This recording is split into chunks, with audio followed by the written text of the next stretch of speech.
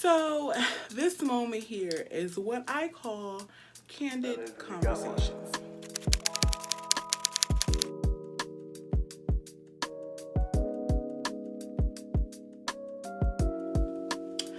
Candid spelled with a K. If you have not recognized the spelling there below, I had to go get me a little sip.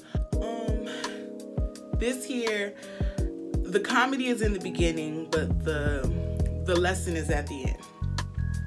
Okay, so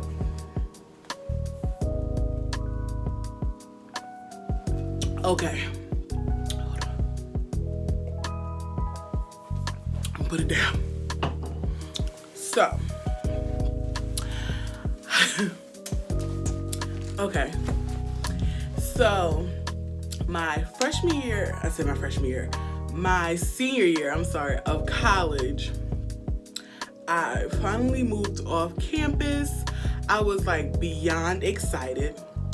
I'm like, okay, I am a true adult now. I got bills. I live alone. I don't have roommates. I was beyond excited to finally kind of, venture off into my own. I'm in Atlanta. I am having a ball. So I moved off campus. It was just about 20 minutes away. I wasn't fully alone because I had a few friends that lived in the complex, but I lived alone in a sense where I didn't have any roommates. So when I first moved there was some gentlemen who were very flirtatious, right? And at the time, I'm like, oh, I got a guy friend already, whatever. But I felt like my mom, shout out to my mama, kind of scared me, not on purpose, but kind of scared me to be very conscious of my surroundings. So it was like, girl, make sure you lock that door and put a stick in the patio and make sure that patio door was locked when you go to bed and make sure blah, blah, blah, blah, blah. And so every night I would fall asleep, but then I would like wake up, go check the locks, make sure my window was closed, make sure all these things were up to par as far as how my mom said, that's how I keep safe. So as I stated, it was like 3 guys, like bulky guys who like lived across and like, cause it was a complex, so lived across me in a complex, but it was kind of like angled. So this was my apartment and they kind of like up, so whatever. So they were always like, you need help bringing them bags in, sunshine. You need to do it. And I'm like, no, I got it. Like awkward, because I'm like, you will not come in the house. Like, So long story short, one night I wake up to do my regular check.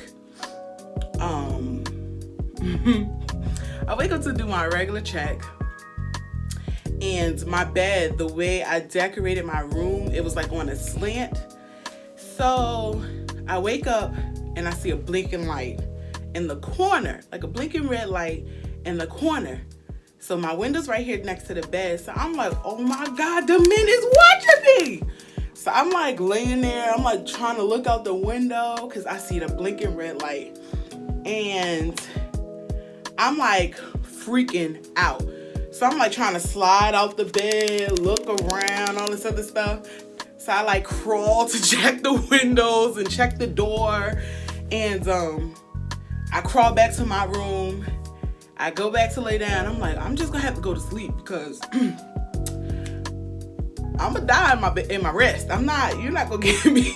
Like, I don't know why I thought that, but that blinking light freaked me out. So I'm like checking around and I'm like still looking in the window.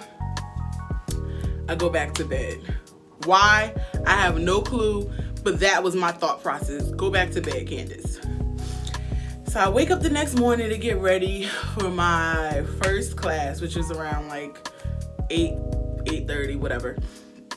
So I open my eyes only to realize, y'all don't judge me. Don't judge me. Only to realize that blinking red light was the alarm for the fire detector. Now, as long as I lived there, I have never paid attention to that fire detector that was in the top left corner of my room. Now, people,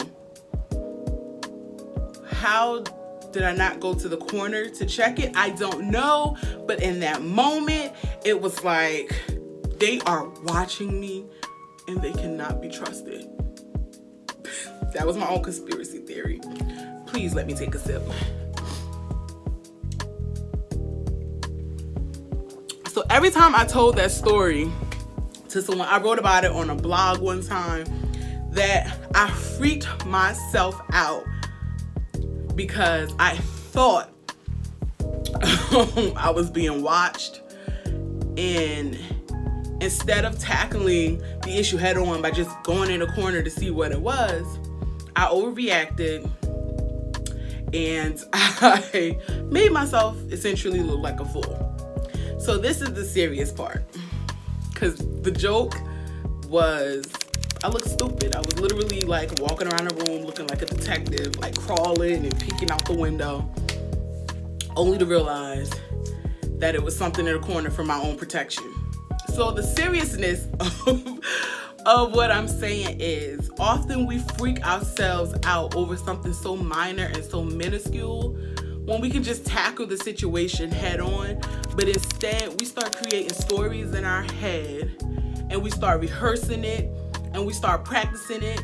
And that's how we respond to situations, not even knowing that that's our autopilot response, as my mom would call it, autopilot response. You're not even thinking about it. You just naturally, like, that's what comes out.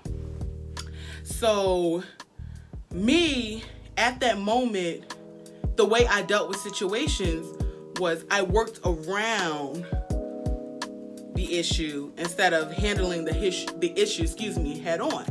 And, you know, in my quarantine time, that's what I'm learning to deal with me, in my relearning myself again, that I have to learn how to tackle issues that are in front of me. We naturally cause problems for ourselves because we don't handle situations head on. So we deal with everything around it, like I did when I explained the story. I went to go check the locks. I went to go check the door. I'm peeking out the window. But never did I go into that corner to figure out what the heck is that flashing light directly over my bed, like flashing. I am not stating I have perfected how to address things head on. Like I said, I need therapy. I feel like a lot of times we are dealing with things from our childhood and adulthood that we don't realize that we're facing. I am a strong believer that things come back around to teach you again because you didn't pick it up the first time. That's another session. Yeah, so I am challenging you to start acknowledging what your issues are so that we can face them, address them, and deal with them head on, so that we ain't got to deal with some of this stuff again next year.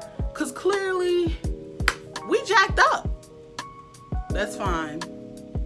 Get your wine for next week, and I'll see you same time. Thanks for watching Candid Conversations.